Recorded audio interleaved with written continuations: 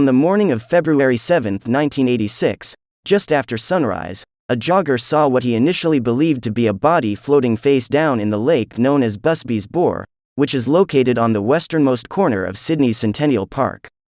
He alerted the park rangers, who utilized a rowboat to recover the body of a woman who was last seen wearing blue trousers and a pink skivvy top that had been folded up to lie on top of her breasts.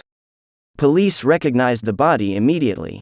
Sallie-Anne Huckstepp, 32 years old, was one of the most well-known underworld figures of the time. She was a prostitute, police informant, heroin addict, and gangster's moll. In this video we will tell you about why and who killed Sallie-Anne Huckstepp. But before, if you like true crime and strange stories, then please subscribe our channel and also press the bell icon for regular updates.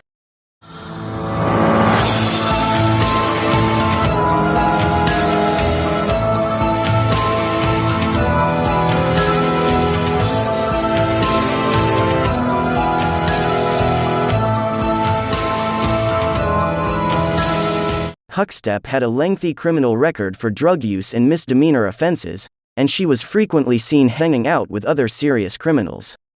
She allegedly had relationships with police officers. However, nobody was particularly shocked that Sallie-Anne had ended up dead and floating among the lilies. She had a history of publicly going to the police with information about her criminal friends, and the rumor in the underground was that she was only passing the time by staying put while waiting for one of a long list of villains to make sure she would never go to the police again. Sallie-Anne was referred to as a dead woman walking. Talking about her early life, she was raised in the affluent Bellevue Hill neighborhood of Sydney and was given the name Sallie-Anne Krivoshow when she was born in 1954. She attended the prestigious private Jewish school Moriah College. Sallie-Anne married young and had a daughter. She continued to use her marital name after the divorce, hung out at King's Cross, started taking heroin, and started selling herself to pay for it. It wasn't long before Sallie-Anne's good looks and charismatic personality found her in the constant companionship of the notorious Sydney standover man, armed robber and heroin dealer, Warren Lanfranchi.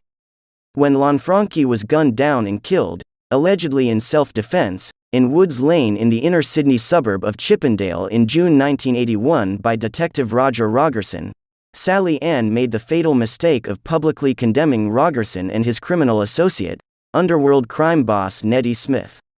Sallie-Anne revealed to 60 Minutes and the Willa C. Current Affairs programs that her lover left his house that day to meet Rogerson in order to bribe him with $10,000, which she witnessed him slip down the front of his pants in the form of $50 bills before he departed. But no money was found on Lanfranchi's body. Sallie-Anne was even more outspoken during the inquiry into Lanfranchi's death and informed the court about interactions her deceased boyfriend had with Nettie Smith and the police. She testified in court that Lanfranchi feared for his life after trying to kill a police officer, but the gun did not fire. She claimed that Nettie Smith had set up the meeting between Lanfranchi and investigator Roger Rogerson, and that Lanfranchi needed to pay a $10,000 payment to have the matter forgotten. She also claimed that Nettie Smith had driven Lanfranchi to their meeting with Rogerson in the isolated lane in Chippendale, where Rogerson had then brutally murdered Lanfranchi and stolen the money. But despite Sallie-Anne's evidence and open outrage to anyone who would listen, Roger Rogerson was exonerated and she became a criminal pariah. For her own safety, Sallie-Anne teamed up with David Kelleher, another of Sydney's most infamous and dreaded drug dealers, whom she referred to as her blonde god, because of his powerful build and bleached blonde hair. Together, they had a solid reputation among Sydney's underworld in the eastern suburbs, and Sallie-Anne was dubbed a koala, a protected species, among the underworld. However, that was only true while she was with her blonde god. Without his protection, she was fair game. Sallie-Anne was therefore left in the cold when Dave Kelleher was detained, imprisoned, and ultimately sentenced to life in prison for trafficking enormous amounts of heroin. She went back to hooking for a living, only this time with more upmarket clients. She enjoyed catering for celebrities since she was somewhat of a celebrity herself. But it didn't diminish her recently acquired media status as a walking expert on the underworld who wasn't scared to express her opinions.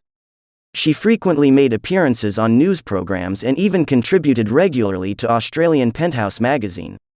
Around 11 p.m. on the evening of February 6, 1986, Sallie-Anne received a call at the Woollahra, Australia, apartment she shared with a partner on Edgecliff Road.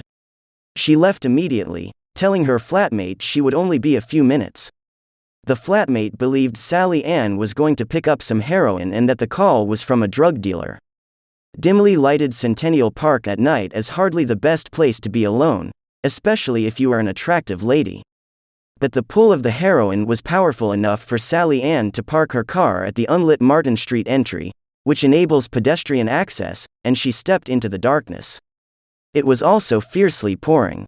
She never came out. According to the results of the inquiry into Sallie-Anne Huckstepp's death, she had been strangled by an unidentified person. Despite the suspicions of the authorities, no charges were brought.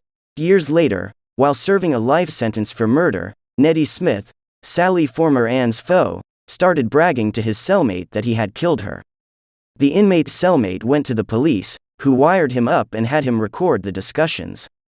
Everything added up. Smith further said that he despised Sallie-Anne so intensely that, as he drowned her in the pond, he made sure she stared into his eyes as she took her final breath so that his would be the last face she would ever see. Smith was charged with Sallie-Anne's murder and sent to trial in 1995. Police were so certain that Neddy Smith was responsible that they excavated Sallie coffin Anne's in the hopes that part of his skin would be under her fingernails and provide them with the irrefutable DNA evidence they needed to close the case.